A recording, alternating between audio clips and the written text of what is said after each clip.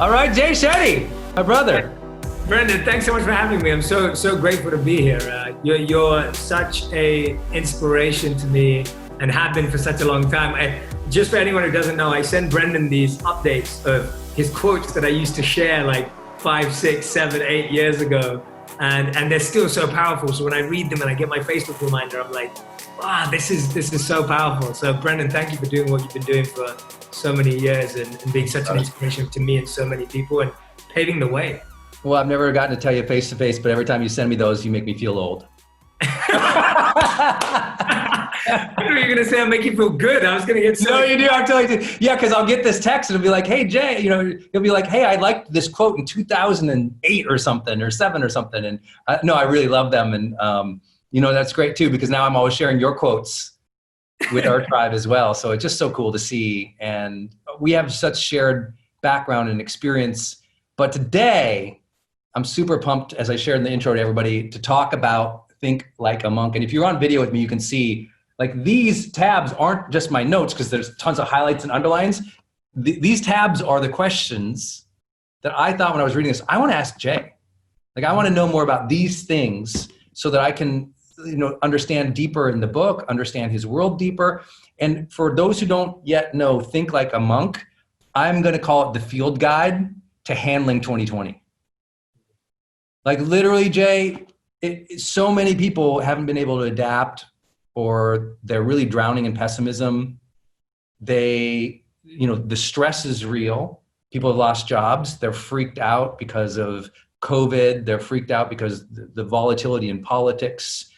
They're overwhelmed because their lives fundamentally have changed in one way or another.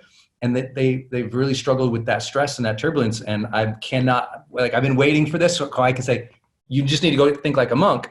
And I'm not saying that to blow smoke. It is a field guide for a different way of thinking and managing the world. And I really believe it's going to change people's lives. So thank you for writing it, brother. No, thank you. And thank you. I love seeing it. Almost look like there's a fire flare coming out of the book with the way you've tagged the notes. I love it. But no, I appreciate that. And it's interesting because I didn't write the book based on what we've experienced in the 5 months. I wrote the book based on what I believed are the muscles and the mindsets that we need forever in life. They're timeless. But that's what's so incredible about wisdom is that whether it was spoken 5,000 years ago today or 5,000 years from now, human challenges and suffering and pain are so similar in one sense that it will always hold true. And so thank you for saying that. It means the world to me. Our virtual tour is actually called Dear 2020, Please Think Like a Monk. Because I really feel that this is a mindset that will really, really help people heal right now. Well, a big part of that, you had to face that stress too, because as I held this book up for everybody, if you're on audio and you can't see it, I got an advanced reader edition from Jay and his publisher, and it says on sale, April 14th, 2020. And so like walk us through as an author, because this is a big deal. And a lot of my tribe, they want to write books. They're creators, they're influencers as well. So they're in this place of, they wanted to write a book. You actually did write it. You're going to launch it. COVID hits. Black Lives Matter movement begins. We're in this very like shaky, uncertain time. How did that affect how you thought of the work that you just put, months and years into? We're about to launch, because a lot of people listening, their projects have been thrown sideways too. So how did you personally deal with that? Yeah, well, first of all, I think perspective is a beautiful thing. And when I see the level of pain that other people have gone through at this time, and I'm experiencing the fact that people have lost someone or something, or they've lost their job, or they've lost their livelihood, or some people have lost their homes. And to me, that level of perspective really allows me to look at my life in perspective. And I'm not devaluing my loss, and I don't think anyone should devalue or belittle their loss, but I do think that perspective is a game changer, because all of a sudden you can look at something with the significance that it has. I'll give you an example. Like when you stub your toe or you lock your finger in a doorway, it feels like a 10 on the scale of pain. And it's like the worst thing that could have ever happened to you. Yesterday, I cut myself on the side of my bed. I have one of these low Zen beds, and it has really sharp corners. And it cut my leg, and I've got this big scar across my shin, and it was bleeding. And, you know, in the moment, that was the worst thing that happened to me. And I'd say, oh, I felt a 10 of pain. But actually, if I think, what is a 10 of pain, or what is a 100% of pain? It would be like losing my family, or, you know, something terrible happening. And when you look at things with that perspective, all of a sudden cutting my leg feels like a 1 on that level. And so I think that perspective is really powerful. The second thing with the book getting pushed back, my goal has always been, if my vision is to make wisdom go viral, and my purpose is to try and serve people through storytelling and content creation and programming, the book is one element of that. And granted, it's probably my most exciting thing I've done in my career so far. But I have to remind myself that the book being delayed doesn't stop me from fulfilling my purpose. Love and that. the beauty in that is your purpose is not existing in a book or a course or a program. Your purpose exists beyond all of those things. And so I got on with going, okay, I find my certainty in uncertain times through service. That's how I find my certainty. I feel like whenever things are uncertain, I can't find happiness. I can't always find joy, but I can always find service. And if I find service, then that leads to joy, that leads to meaning. So I just launched I did 20 days of live meditation on Instagram and Facebook for anyone. It was absolutely free, because I was thinking, what can I offer? And I was like, you know, Brendon, I can't sing like John Legend and play the piano. Or go to seminars outside. Or go to seminars outside. So I said, but what I can do is I can teach meditation. And if everyone can find 20 minutes of peace in their day, then hopefully that will help them navigate what's going on. So we did 20 days. And then because people wanted it, we did 40 days of live meditation every single day for 30 minutes a day. And we had 20 million people view the meditations over 40 days. Wow. And the feedback, and I would go live with people at the end, 90% of people said they'd never meditated before. And so, you know, for me, that was how I responded to it. And that genuinely, and Brendon, you know me, so I'm not giving you an answer that isn't true. I really just realized that my purpose, my fulfillment doesn't exist in a product. Yes. Right? What we say in high performance all the time is the project is not the purpose. Love it. There you go. So, right. A project falls out, a project is delayed, because a lot of people right now, they form their identity based on the projects, and the projects fall apart, or they form their identity on, you know, the relationship that fell apart, which is my story. Or they, you know, at the time when I was severely depressed and suicidal as a teenager, my identity was tied to a relationship that fell apart. Or some people, their job has been lost. Or some people did get sick or lost somebody who they really cared about. Those things are not them, and those things are not the purpose. Yes. And when you tap into that, and I know that's genuinely you, because you text me and said, you know, we have to move what we plan to do. And there was no, you know, bemoaning it. There was no, I'm sure there was a moment where you're like, well, this sucks. Well, I think the truth is that I really want what's best for the book, because it's like, if you put your heart into something, you want what's best for it. And I feel like that's the difference between detachment and attachment. Attachment is, I want it to happen this way. Detachment is, I want it to happen in the best way. And the problem with attachment is, you think you know the best way. And so we have almost like a movie role playing up here of how we imagine and envision our life to be, but reality is down here actually happening. And when they don't match, we get flustered and we go, oh, no, it's not meant to be like this. But Yes. the truth is that you're living the movie of your life. So you don't have to direct it beforehand. You've got to direct it in the moment. And I think that's the mistake we make. We try and direct our movies 10 years in advance. But the director is in the movie, in the moment, guiding each character and guiding yourself. So to me, it was definitely a moment of, I would say, uncertainty and anxiety. So there wasn't a moment of like, oh, this is going to be terrible. There was a moment of like, oh, what are we going to do? Oh my gosh. How do we handle it? How do we handle it? How do you handle this? Like there was that panic moment of like, where's this going to go? How's this going to happen? Like what's going to have to change? How many things are going to get pushed off? And there's all of that. And then you just go, okay, let me breathe. for a second. And let me do Brendon's wonderful Qigong exercise that we did on my podcast when you came on. And just take a moment to just be like, again, what you just beautifully said, the project is not your purpose. That's so beautiful. And as soon as you realize that, you go, oh, I can still live my purpose. I'm okay. I can still live that. What I love about your book, two chapters that come to my mind, or well, one main chapter comes to my mind is Identity Chapter, where you talk about where identity comes from, but you also talk about our values and just being more conscientious, more deliberate about what we want our values to be because they're guiding us. And what would you say was your work value? What was the value that allowed you to go, oh, okay, I'm going to handle this. I'm going to handle this well. And it's going to come out, when it's best serving the book. That's a great question. I think the strongest value that guided that decision was trust in timing. And that's a hard one, but it's something that I've developed over time where I've consistently realized that I think I know when things should happen, but the timing that the universe, the source, God, divine, however you want to put it, the timing that's meant for you is really the right timing. And I've seen that time and time again in my life where I've planned something perfectly and you've got it all measured and mapped. And then the timing changes, but actually the result supersedes what you ever believed was possible.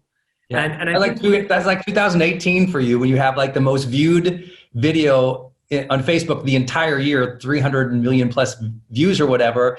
Yeah. I'm sure you weren't like, hey, I'm going for 100 million video views on this. It was like divine timing or something that just said this message, this person, this medium right now, well beyond our, control. Yeah, we limit the universe with our plans. Like we limit the universe so much. Like if I had it my way, my goal was 1 million views and 1 million subscribers. Like that was my goal, right? Like and now when you think about that, you're like, oh, that doesn't, that goal was just arbitrary and I didn't allow. And so I really feel that if you're in alignment, and that's the other value that helped, it was alignment, where you feel aligned with what you're really trying to do, not what you're trying to do right now. Yes. That disconnect of like, we're so focused on what we're doing right now versus what we're really trying to do. And what I'm really trying to do is just help and serve and make a difference. And I think that's the value that you can offer through any form or any medium. I hope you all heard that and will recall too, because our audience is always talking about high performance, and there's that concept we talk about in high performance habits, which is achievement isn't the problem, alignment is. People can get things done all day long, and people are really busy all the time, but it doesn't really align with who they are, what they really want, or what might be right for them at that time. And I think that's happened a lot in 2020, where people are rediscovering, oh, I was doing this hustle, but it doesn't mean anything to me. Or I was doing that, I didn't enjoy it, and now I have this break. Or maybe the universe said, hey, take a break. And now I need to reevaluate who I am and what's important to me. And I think a lot of people are struggling with that, Jay. So what do you say to that person who writes and says, I don't know who I am anymore. I don't know what I really want. Where do they begin? Yeah, I give the example in the book of method acting. And I talk about how when actors are preparing for a role, the process of method acting, most famously done by people like Heath Ledger and Daniel Day-Lewis. Yeah, you mentioned Daniel Day-Lewis in the book as the example. I loved it. Yeah, and these people talk about how they lost themselves in the role.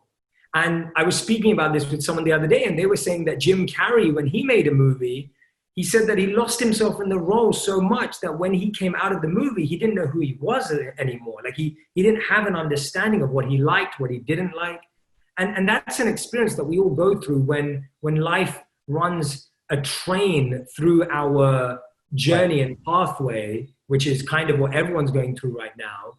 It's like this sharp awakening of just, well, who am I now? And so that's actually a beautiful place because you get to restructure and rebuild. And now you get to choose the bricks that you build that identity with rather than letting people give you the bricks. Our whole life, we've been given bricks by people of what they value, and we built our house with those bricks. Now we've got a choice to go, no, actually, I don't want even a brick. I want that, and I want that material and that material. So the first thing I'd say is that recognize that you're actually at the beginning of a beautiful journey. You're not at the end of the last one, right? You're not at the end of who you've been. You're at the beginning of who you're going to become. Wow. And that's such a powerful place to be, because it's a rebirth, or it's a birth for the first time. Sometimes it's, so that's the first message I'd share. The second thing I'd say is that this is the time to really question the intent behind what you're chasing, to really question what you want and your intent behind it, because so often our wrong intention for the right thing will lead you down the wrong path. And I think we don't realize that when we keep talking about alignment, that beautiful statement you shared about, it's not the achievement, it's alignment. Alignment means, is my intention aligned with my action? And when I'm saying aligned, I'm saying, am I looking for the right thing in the right way? And sometimes, even if you're looking for the wrong thing, but in the right way, you'll still get there. That's why intention is so powerful. Like, if you're planting seeds in your garden and you by mistake water the seeds, but you water a weed next to it, because you're still watering, the seeds are still going to grow and you'll spot the weed. So that process of watering needs to continue. Oh, I love that. I love that. More inspiring. By the way, Brendon, none of this is in the book.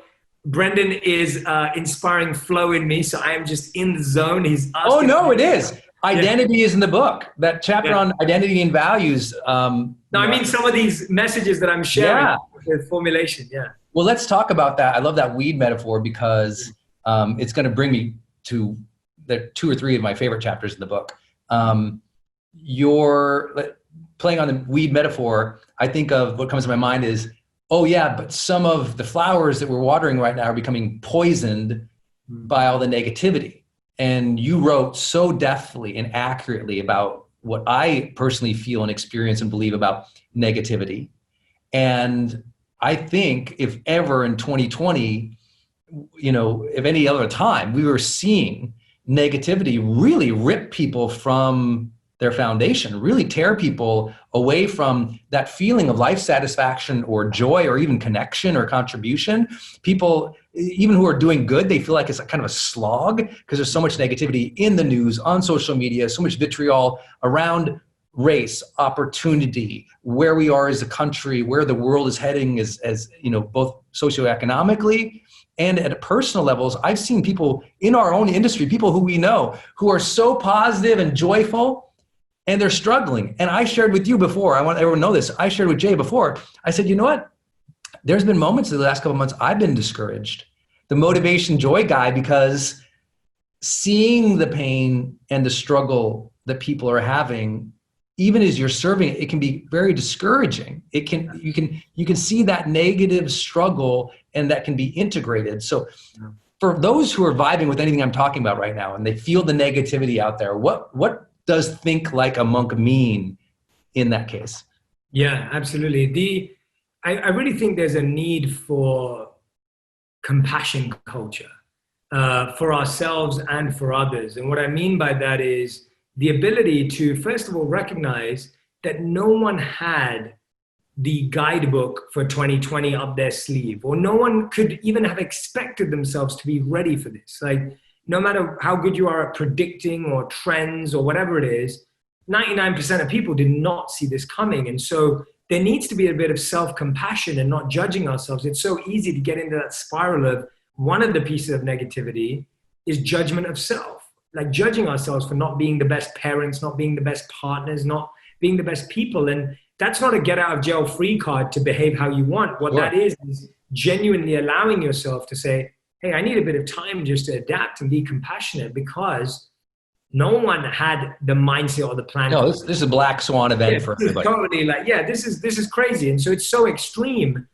But what should happen, and we were talking about this earlier, Brendon, is that in this moment, you now shift to go, okay, I get it. I'm going to build the muscles that are going to help me build adaptability and resilience for this forever. So I'm never going to be blindsided again, or I never want to be in a situation again where I don't have the tools. So when you're thinking like a monk for this situation and the negativity, the first thing that a monk does is it's about putting on your own protective shield. A lot of us walk out onto the battlefield of life without having done our own training and our own shielding and our own protection. And so one of the ways, or a very simple practical way you can transform your environment, is a 3S model that I give in the book. and it's sights, scents, and sounds. Now, sight, sense, and sounds have a huge impact on your personal shield and the strength of your shield. And so when we look at sight, sight is what you see. So the big question I'd ask, Brendon, anyone who's listening or watching right now, is what's the first thing you see in the morning? If it's your phone, and studies show that 80% of people see their phone before their partner in the morning and the evening, Brendon, right? Can you imagine that the phone is the last thing you see and the first thing you see in the morning when you wake up? When you do that, I would be awful. I would be awful. I would be awful too. I mean, this is the point that you can't put yourself in a, something I often say is like, monks are not training in a strip club. Like, you don't put yourself in the complete extreme sorry for my crudeness, but I love it. You're not putting yourself in an environment where you're set up to lose when you're training, right? When you're strong, you can put yourself in extreme environments, but when you're training, you make it yourself work. So if you're waking up in the morning, make the first thing you see be a quote you love. Make it be a work of art that inspires you. Make it be a picture of your family that really means something to you, but make it the first thing you see. It could be on your bedside table, it could be on your ceiling, wherever it is that you look first. Make it something that makes you pause, because otherwise when you dive into your phone, you're now reacting to everyone's agenda, everyone's focus, the news, the negativity, and you're now starting your day with people filling you up rather than you being an abundant creator. Love that. And so the first thing I'd say is sight. The second thing I'd say is you've got to change your sounds in your life. And as monks, sound design was huge. So I discovered this when I lived in New York City for 2 years. And I used to find myself feeling quite mentally tired. And I was always wondering what it was. And so I started researching and reading, as we do. And I read about this thing called cognitive load. And it was saying that when you're processing insignificant, irrelevant sound, your brain is trying to process something that doesn't actually have meaning or use. And so now you're wasting 80% of your brain's energy on cognitive load. So examples are having the news on in the background. Examples are being around culture where there's a lot of noise and gossip, drilling, construction work. All of that creates cognitive load. Now sound, how can you change it? We all know, Brendon, and you do this at your seminars beautifully. You put on music and everyone's jumping up and down. And sound has that energy to change our physiology, and has that sound has the opportunity to change our biology. And so for me, what sound are you playing in your work environment? Is it the sound you want intentionally? What's the sound that you wake up to? By the way, why does anyone wake up to an alarm? Right. Why would you? None of us would want to wake up to a fire alarm. So change the sounds that you work to, that you cook to, that you sleep to, and you'll see your anxiety just depreciate. And the third one is scents. I think scents are so underestimated. When you smell a food you love, you're already tasting it. You're feeling it. You're feeling the benefit of it. There's a reason why when we walk into a massage room, and I remember when we were in Puerto Rico, we went for one of those beautiful, which you recommended to me that I couldn't miss it, was one of those treetop massages. Yeah. In a beautiful place. And so I went for one of those. It's amazing. But massage parlors or spaces or whatever, spas or whatever they're called, they all have scents like lavender, eucalyptus, sandalwood. This isn't just like to make you feel good for 2 seconds. When you breathe and inhale that, it reduces your reaction, the desire for negativity. It brings that positivity into your life. So if you're creating these habits in your day, you'll find that the external negativity is still there. It's not changing it, but it's able to less penetrate your shield. I love that. I love that. You know, when I think about negativity right now, there's that component of it too that is, very critical. There's a lot of criticism. There's a lot of accusation. There's a lot of that stuff that people are scared of. Like a lot of people, more than ever, are focusing on culture change. Yeah. They're excited to be part of a movement. They're excited to speak up for what they believe is right. And inevitably in doing that, a lot of vitriol comes back to them. Yeah. And they can be criticized. They can be accused of things. How do you think about that? Because I think that's a negative effect that social media has on a lot of people. I get it. How do you deal with that? That's a great question. I think one of the greatest rules for change that I think is not given enough focus is that change can never happen if someone has to lose. Right? If someone has to lose in creating a change, that's not change. Change is a win win for everyone. And we've heard this in the, I think it's in the 7 Habits of Highly Effective People, where win-win is like, think win-win. But what I'm saying is, when you're trying to create a change, don't look at it as like, I'm right and that person's wrong. As soon as you create that, what you've done is you've not created change, you've created division. Yes. And so what we have to do is, how do we create a new platform whereby both people are growing above right and wrong, where there's movement above right and wrong? Right and wrong are stagnant places and places that cause division. But when you're talking about a movement, as you mentioned, that comes when we go beyond right and wrong and we go, this is the direction we need to go in as a society. That's hard to do, but it really is the truth of change. Like, the rule of change is, stop trying to make someone wrong because that means you're right. Well, guess what? If they're right now, you're wrong. And that's never going to create a harmonious society. What we need is where we all go, actually, let me understand, let me listen, let me really understand why that person thinks that way. And it's not that you agree with them. It's not that you think they're right. It's that you have to give it a chance. I remember when I used to be on my debating society at school. I was super dorky and geeky and loved debating society. And I remember the first rule of debate was that you could not debate someone if you didn't fully understand their motion and their side. Like, that was the first rule. If you did not understand their motion and their perspective, you weren't allowed to debate, because then you were just debating based on ego. And I think that's the thing that's misleading us, is that we're fighting based on our ego and this desire to be right and make stuff happen, rather than fighting from a place of compassion, which wants collective growth, not just individual growth. How do you do that when it's extremely, let's say, personal, it's tied to your identity or your values? So an example of this, and I know a lot of people fear this, or there's a lot of that negativity around it too, is like, so imagine you're back in your ashram days, you leave, you're maybe in the monk robes, you walk out and some tourist passing by, haha, you look stupid, and they start accusing you or saying, like, they just belittle you, they bully you, they say awful things. And it's specific. It is you. They're targeting you. They're saying it to you. Because a lot of people are asking me, like, how do you deal with that? And I was like, well, I got the guy who knows how to think like a monk. In that moment, on that street, being accused or being criticized in that way that's specific to your religion, your identity, who you are, how do you, in that moment, cope? Yeah, I give an example of that in the book, of me literally being in that exact scenario where someone goes to me like, oh, couldn't you have been doing something better with your life? And don't you have an education? And I remember everything was boiling up inside of me to be like, don't you know that I'm a first-class honors degree graduate? And don't you know I've been a straight A student my own life? And that's like what my mind is wanting me to say. And then for a second, I have to sit back and go, well, how much pain must that person be in to be pushing so much pain out? And we remember the beautiful teaching of Wayne Dyer of when you squish the orange juice, the only thing that comes out is when you squish an orange, the only thing that comes out is orange juice. And it's almost like when we're squeezed, the only thing that comes out, as Wayne Dyer says, is what's inside of us. And so for me, the first method is just going, well, why that person is obviously being squeezed right now. They're being squished right now.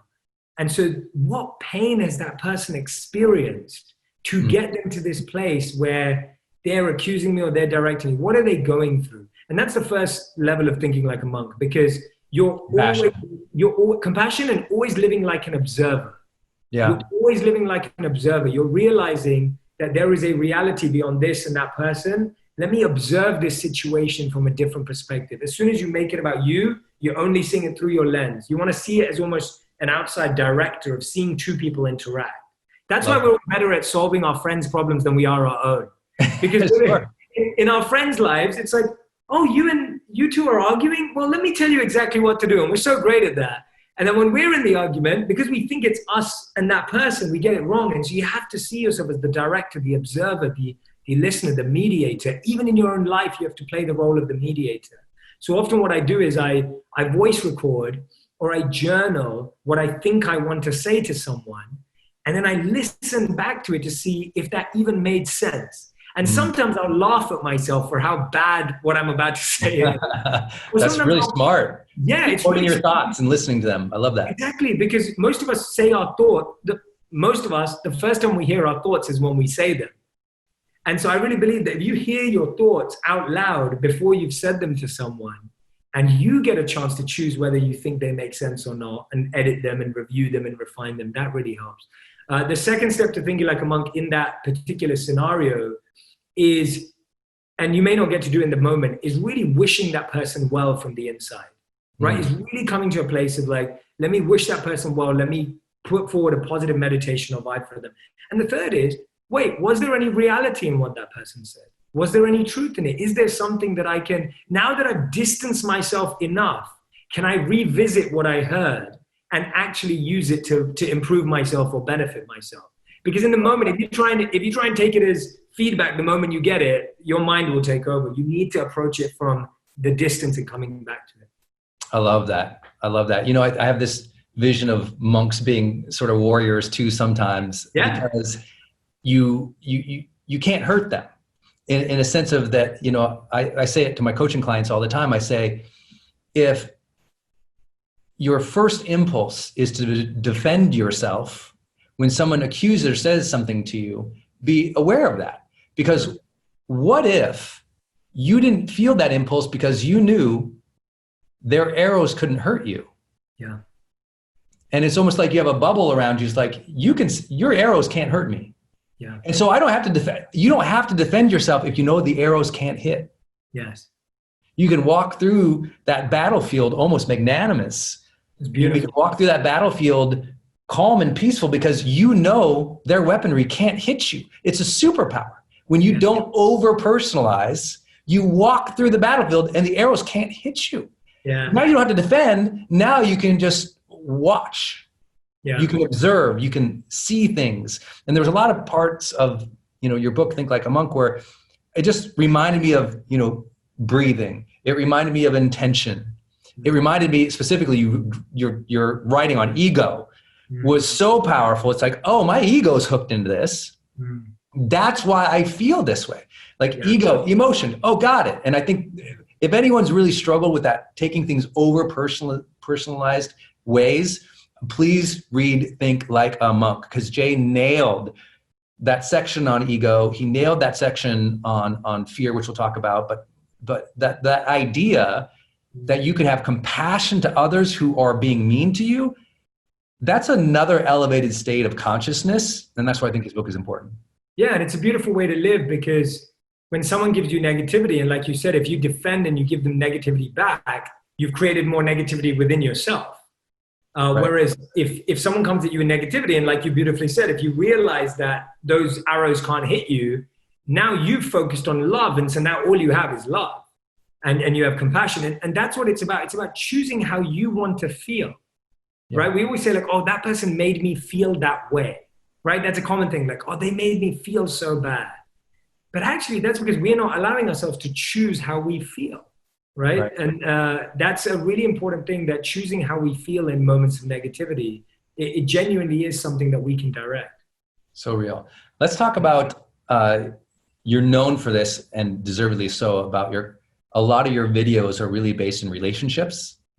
A lot of your content is based on relationships. It's that one-to-one, intimate, significant other, someone you deeply care about. You wrote a beautiful chapter on relationships in the book. Talk to us a little bit about, how does a monk think about these times when, you know, literally hundreds of millions of people around the world have been crammed in their house with their spouse, with their partners, with their kids. And now all the problems that might have existed but were run over by being busy are now, when you're in that house and you're together, there's a lot of relationship turmoil happening all over the world. We've seen many friends of ours, their marriages didn't even survive through these difficult times. Like when you take stress and you overlay it onto COVID, onto politics, on the negativity, on the fears of our uncertain times, it's affecting relationships. So how does the monk stay calm and cool in a relationship where now there's a lot more exchange? Yeah, well, like you said, what we're experiencing is extreme. And so you have to take, as we know, extreme measures, and you have to change the focus. So for example, and I'll talk about the monk perspective, but even me and my wife, when we went through this together, and we lived together, and I was saying to Brendon before, we're so used to me traveling, her traveling, distant, apart, and now all of a sudden, this is the most time we've spent together. And I have to be honest and say, in the first month, we had to have several clear, clarifying, resetting expectation conversations. Love this. And that's the crazy thing, that if you don't, if the game changes and you don't adapt your strategy, you're going to lose. And I think what often happens is the game changes and we want to hold on to the strategy. Can you imagine, pick your favorite sport in the world, and can you imagine if the game changes because of the way the other team is playing, or the rain starts pouring down and the coach goes, no, we're going to stick to the same strategy we came with. And that's how we approach life. We go, no, I'm going to stick with it. I like my normal life. I like the way we used to do it. We're going to stay that way. But the game just changed 180 on every single one of us. And so we have to reset expectations. We have to reset what we're asking for from our partners. And that has to be a very evident conversation. So how monks see this, and by the way, monks live in ashrams. I remember waking up sometimes in the ashram and there's 100 people there that you're living with. So you're living with 100 egos, 100 minds, and 100 different opinions. Right. You're not on a mountaintop by yourself. You're in communal living. Totally, it's communal living. And often what I would say is, this was the first thing that we heard when we became monks was, welcome to the hospital. And they said, welcome to the hospital. Some of you will think that the doctors have no weakness, but they said, remember that the doctors are as much patients as they are doctors. And remember that all of you as patients will also sometimes grow to be doctors, but we're simultaneously always doctors and patients. And don't you ever forget that. And it was like this reality and wake up call of, like, in a home, sometimes you're leading, sometimes you're following, sometimes you'll follow and they'll lead, and it will shift. And so you have to learn that role that you play. So one of my favorite things that I share inside the book, which I really believe is the heart of all challenges in relationships. And I'm not just going to say the word communication. I'm going to go a step further than that. It's the ability to diagnose what we're actually asking for and what we actually need. Most of us are asking for things that aren't even clearly linked to what we are actually missing. And so I'll give an example of this. I have so many clients that I coach, or so many people that I work with, where the number one thing they want from their partner is time. They're like, I wish my partner had more time. Brendon, I wish they just gave me more time. Now, the amazing thing is, me and Brendon are giving each other time right now, but what if I was like this the whole time? Right. What if Brendon was writing another best-selling book at this time? And we kind of talk, but imagine we did that the whole time. Right. It looks like you're present there with them, but you're not. When this is like a force field between you, your phone, your task, your thing. I love that time. Yeah, that's so good. This could be a book, this could be a newspaper, this could be email, whatever it is. But it's interesting. People say, I want more time. And so people come back from a weekend away, and then they'll go back to their partner and be like, I wish we spent more time together. And the other partner's going, well, we just went away on a weekend. And they're thinking, but you were at the beach and I was with the kids, and that wasn't. So what are people really asking for? I've realized that over this time, people are asking for three things when they're asking for time. They're asking for presence, they're asking for attention, and they're asking for intimacy. That is what people are actually asking for. Beautiful. Say the word time, and so we misunderstand it. So I share in the book this beautiful link to a table, and if you type in Harvard emotional list onto Google, you can find this. And I recommend actually printing this out, keeping a screenshot on your phone. And what this does is that, and I call it the emotional vocabulary, it's called Harvard Emotions List. But I really believe, Brendon, that we have a very limited emotional vocabulary. So when someone says, we use 5 words, okay, good, bad, fine, right? Like, it's how's your day going? Okay. How's your week going? Good. How's that project? Fine, right? And so we don't even understand how we feel. So how's someone else going to understand how we feel? So what the emotional vocabulary by Harvard does is that it shows you the top word of, say, sad, and then it shows you almost an extension of what are you really feeling. When you're sad, are you upset? Are you offended? Are you disappointed? Are you disheartened? Are you heartbroken? There are so many more words. So this is what it means to think like a monk, where you diagnose how you genuinely feel, and then you clearly articulate that so that not only are you asking for the right thing, people really understand you. And that's one of the biggest mistakes in relationships. We don't really know what we're asking for. I love that. I love that. When you talk about setting expectations and maybe more clearly communicating like that, how did that look in your relationship at the beginning? Like, what is setting expectations in a relationship during COVID or uncertainty like this look like? Yeah, so for me and my wife, it was very much around what we expected each other to do around the home. Because we were noticing that, obviously you've been to our apartment as well. It's nice, but it's not huge. And we've recently moved actually. But when we were there, which was for most of our time during the beginning of the pandemic, it was like we were working out in the same space, eating in the same space, cooking in the same space, working in the same space. I know this, yes. Oh my gosh. I mean, it gets a lot. And so the first thing was saying, okay, what are the activities that you're doing every day? And what are the activities that I'm doing every day? Which spaces are we going to do them in? What times roughly are we going to do them? And also, how do I expect you and me to help out? What days is it? Now we're creating more trash than ever because we're eating 3 meals at home. So it's like, who's going to take the bins out? The stuff as basic as that. Like, who's going to take the trash out? Who's going to take the trash out often? Who's going to clean up more often? Because guess what? Now we have to clean up nearly every other day because we're just in this space all the time. So we had to set really clear guidelines of who's cleaning, when are they cleaning, when are you using this room, when are you not using this room, what are your expectations, how are your diary changing, what sounds. And it sounds so basic, but that's what I mean, that when the game changes, your strategy has to change. And if you think that your same strategy that you've used for 10 years of marriage or 20 years of marriage is going to survive, it won't.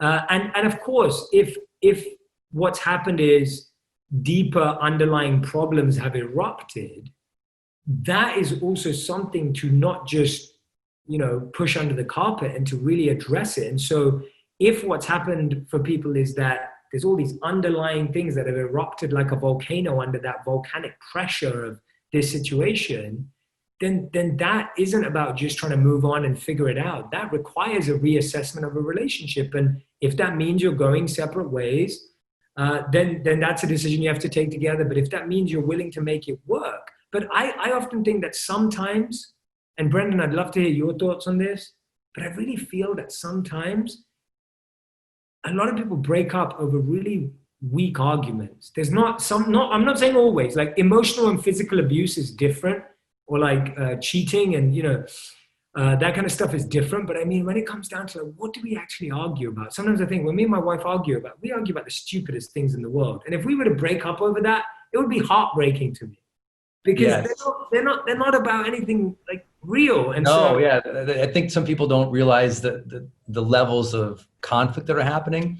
One of my mentors, Bill Wilmot, he was like one of the world's leading experts on mediation. And he was talking about in conflict that people think they're arguing about the content, where the vacuum is, did you do the garbage, the things. They think they get mad about the things and they break up because of the things. But what's really going on is exactly what you said, this, a deeper emotional level. So the 3 levels beneath there are relationship, which is, am I being respected in this relationship? Which, like, how does it work here? Identity, like, who am I in the world, separate from you, independence, interdependence. Yeah. And then the thing that most people break up about that they don't even know they break up about is process. Yes. Which is what's our process for managing conflict? What's our process? Like, how do we talk through and figure out things? It's how you work together and talk together that most people break up. They don't know. They just blame the content. And so, I think being aware of those things. That's beautiful. I couldn't agree with that more. And there's that beautiful study by the Gottman Institute by John and Julie Gottman, who, incredible. I love their research. I've made so many videos based on their research. And I recently interviewed them for my podcast too. And they talk about how exactly what Brendon just said. They say that the number one skill that keeps relationships together is not date nights. It's not movie nights. It's not beautiful vacations. It's knowing how to fight.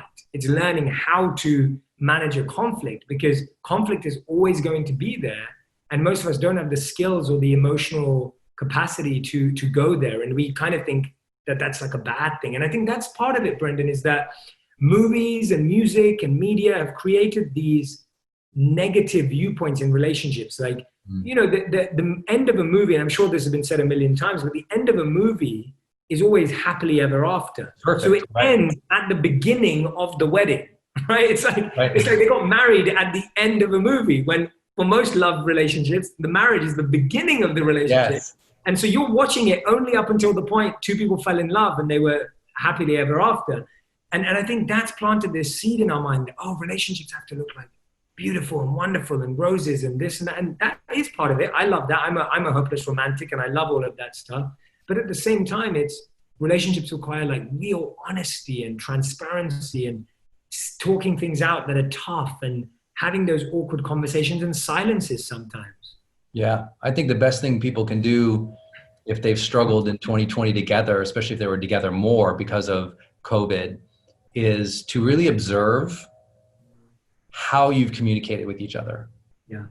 Don't observe or think of just how did you feel, because a lot of people, I don't like it. They might have a negativity bias there, because when all that's in front of you, you start evaluating it very differently, very binary. It's like good, bad. So having a higher perspective, to use your word, or thinking like a monk, is sometimes to just observe, like how have we been doing this? And is the way that we've been doing this really bringing us closer? Or is the way we've been doing this pushing us further apart, or making us kind of focus on the idiosyncrasies that make us angry or impatient? And if you can observe with the lens of, is how we are doing this bringing us closer together, which I love what Jay said, presence, attention, intimacy. Is the way we do life together bring those things to the forefront more often? Good job. If not, it's time to get some more tools. Read a book like Think Like a Monk. Read John Gottman's book, one of my favorite books of all time, 7 Principles for Making Marriage Work. Mm-hmm. A must. I think you can tell, John, I think about 10,000 copies of that. I've given that to almost all our relationship seminars over the years. So it's necessary to do the work to get better at that. It's usually the person is not wrong. The process between the people is wrong. And you can fix the process between the two people.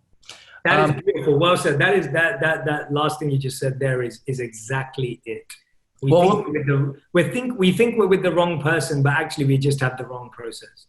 Wrong process between them. Yeah. Beautiful. Yeah. Last idea I'd love to talk about, because I think this is a real struggle for people right now. And I'm particularly fascinated by how a monk would think about this, because in my naivete about like being a monk, to me, that would mean so much about being in the moment, being present, managing state, mind, body, spirit in the here and now, be here and now stuff. But you have 3 separate chapters in your book about what I consider future things, like intention, purpose, service, and many of them are in visualization, seeing into the future. And right now, dude, people can't. They don't know if their kids are going back to school, if they're homeschooling. They don't know, are they going to be able to travel for the holidays? Do they get their job back? So when the future is super uncertain, how does the monk live in both spaces, present and future, in order to be able to have intention and define purpose? Yeah, that's a beautiful question. And when you look at material society and our world, we're always fixated on the output and the result and the goal. And the monk mindset is really focused on the input, the process, and the day-to-day habits and the now. And that's not me saying we shouldn't have goals. I have goals too. But what I'm saying is that often that part can seem very uncertain, right? Right now, it's hard to set goals. Results are uncertain and the future is uncertain. And the monk mindset actually starts from the back and goes, wait a minute, it's actually our input, our intention, our current process that creates the future that we need and want. And yes, there are everyday things like whether kids are going back to school, whether our jobs are coming back, and me and Brendon were talking about this earlier, and Brendon has a fairly large company, I have a smaller company, but there's people that are dependent on me and families and things like that. And so when I think about all of that stuff, I realize that all I can get certain about is putting my next step forward. And I think it's kind of like when you're walking, you've become so comfortable walking, you don't even realize, but actually all you're doing is putting your next step right. You can't think about what's going to happen in 100 steps time because you haven't walked over the ground there. And you don't know how the ground is going to change. So for me, the monk mindset is, how do I just place this next step? Not perfectly, but how do I place this next step with my best intention, process, and habits possible? And what does that require? That requires me to be connected internally to my internal guide. And what does that require? It requires me to find that stillness and space so that I can actually listen. One of the things, Brendon, that you and I know is when you're traveling, if your partner wants to tell you something and you're living a hectic, busy life, your partner will be scared to actually say, Brendon, Jay, I really need to tell you something, because they just think you're too busy and all over the place. Yeah. Your body and mind are the same way. Your body, your mind, your soul, they want to communicate with you, but they can't communicate with you if you're always rushing around and everywhere all over the place. So the answers are not within me. The answers are within you, and they become more clearer as you become more silent, more still, and allow yourself to have that inner connection from your inner guide. And so what I'm trying to give you is the tools to get there. From where, I've had clients literally say to me, like, Jay, when I look at that question in the book, that just changed the way I think about it. Or when I just sat with something. And so there's a beautiful meditation that I talk about in the book, which is called a question meditation. It was probably one of my favorite techniques that I learned. And often when we ask questions, Brendon, to the world at least, or to the universe, they're often demands. They're not questions. They're like, why is this happening to me? That's not a question. That is pain. A question is the way you're asking me questions. Like, Jay, I'm really curious. How does this work?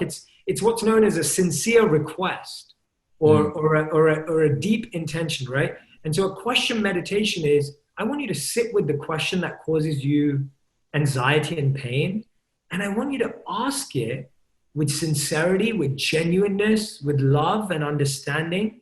And I want you to allow yourself to not force the answer to come to you in that moment, but allow yourself to discover the answer throughout the day.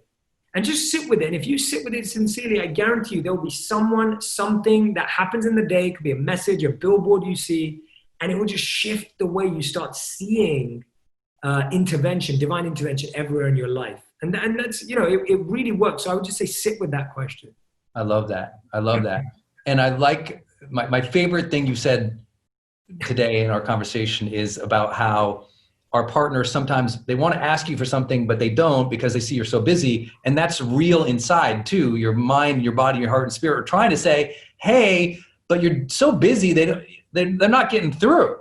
Yeah. So, to me, think like a monk is a lot of, can you sit with yourself? Yeah. And allow the answers? Can you sit with yourself? Because in my mind, monks are hanging out, and they're opening up the space of possibility for insight, enlightenment, love, peace. And those things flow through, not just because they say, my purpose is to go get peace. It's that I'm still enough that emerges. Yes, exactly. And you can hear in between the lines. And Brendon, it's almost like, your journey and where it all began when you had that terrible accident. Well, not terrible because you've reframed the experience which changed your life. But when you shared that with me, when you think about that moment, that is just so, I remember even when you shared it on my podcast that you were in tears, and it's still such a powerful moment with you. It's because you experienced stillness in the most extreme way. And we don't have to wait to have to experience a near-death experience to have stillness. Right. But that stillness, you experienced so much stillness and space and silence because you were so in your moment and in that body where everything was revealed to you. And that's what you went through. Yeah. And I'm not saying that you can manufacture that. That is very unique to Brendon. But what I am saying is if you sit with yourself every single day and be present with your body and mind, they will inform you. When people do this, they say to me, Jay, I've had a backache for probably 6 months now. I didn't notice it till now. Or Jay, you know what? Actually, I just really found this new idea that's going to change my business, because the answers are there inside of you, but because we don't sit with ourselves enough. And there's a beautiful statement in the Buddhist tradition, the Tibetan Buddhist tradition, that says, what movement does for your body, stillness does for your mind. So just think about what movement does for your body, the energy, the expansion, the confidence. That's what stillness does for the mind. I love that so much, brother. I love that so much. So for those who are really struggling in this time, in this season, please maybe listen to this episode again. Maybe take some more notes, and maybe ask yourself, how can you sit with yourself and give yourself that time and that space a little bit now? Because so many people have kind of drowned themselves in distraction so they don't have to cope with what's immediately coming up. But I always tell people, a lot of pain that comes up is at a superficial level. And there's a depth of joy and gratitude and beauty beneath that, but you kind of got to mine for it. And the way that you mine for that depth of beauty and joy and peace is stillness. You go quiet. You allow that to come back to the surface of what's really important. And I'm telling you all, think like a monk. It's that field guide.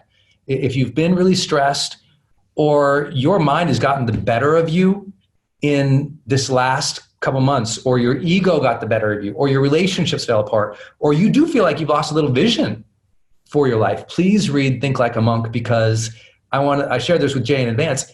The book helped me preparing and reading for this time when I received the book and getting ready for him today and going back through all the chapters and all the notes, and you can see all my questions on it.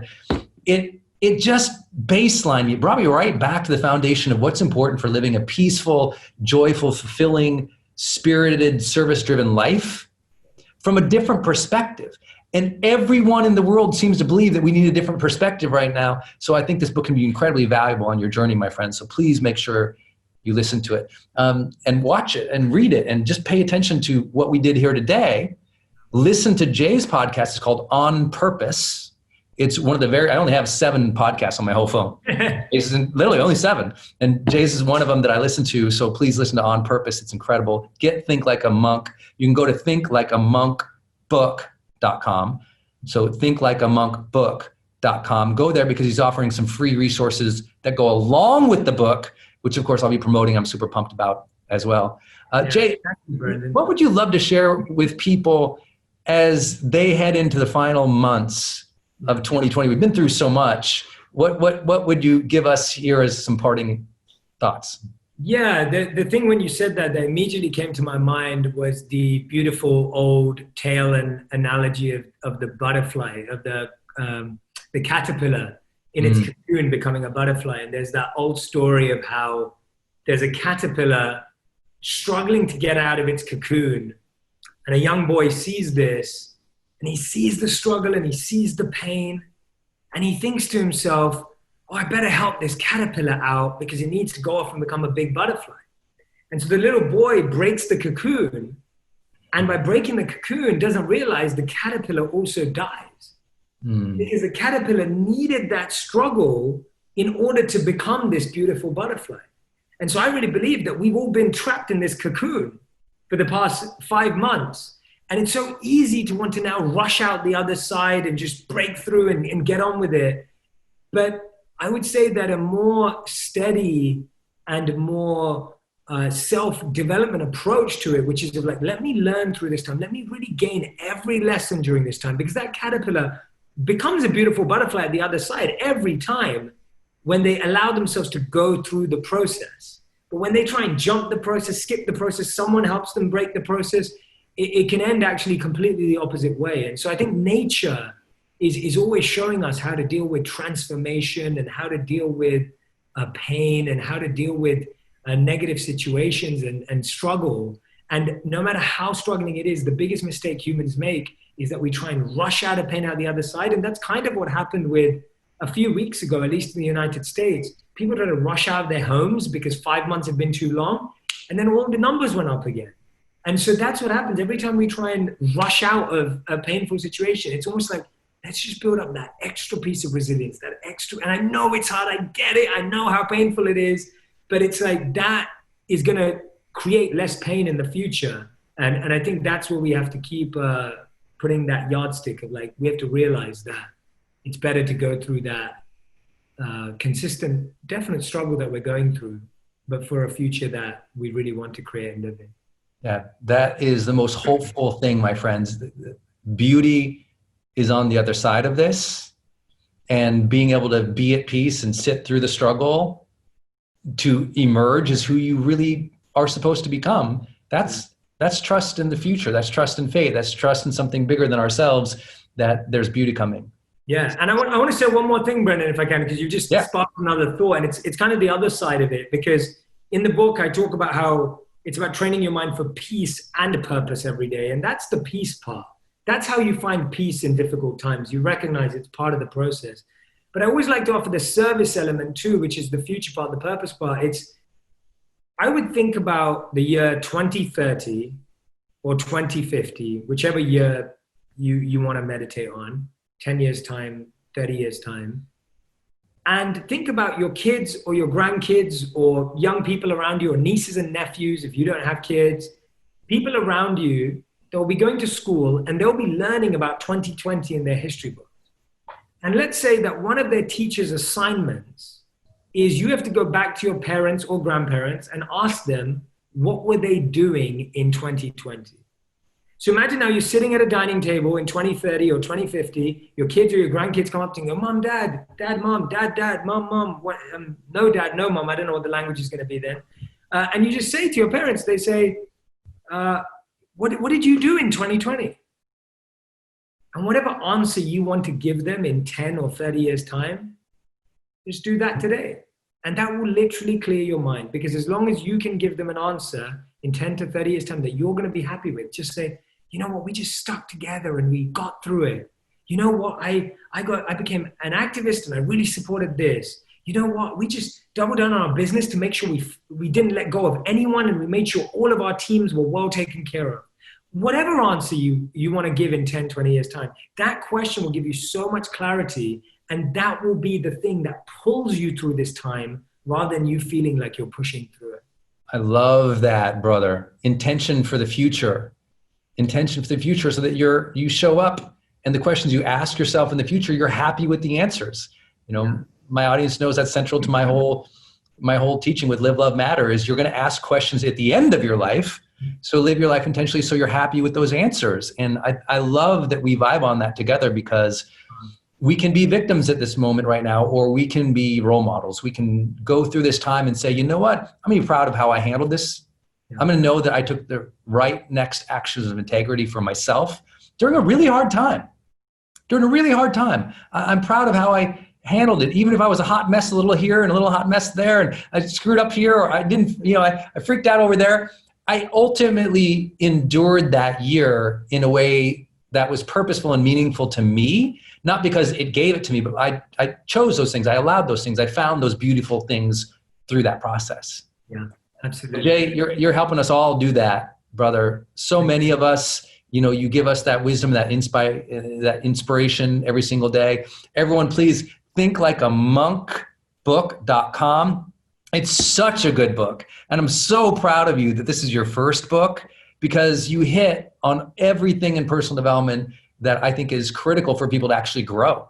Mm. And you wrote with such eloquence and great metaphors throughout the book. I know everyone's going to really love it. So Jay Shetty, always spreading the wisdom, making wisdom go viral. Please listen to his podcast On Purpose and follow this guy. He's a good human and he does great work in the world.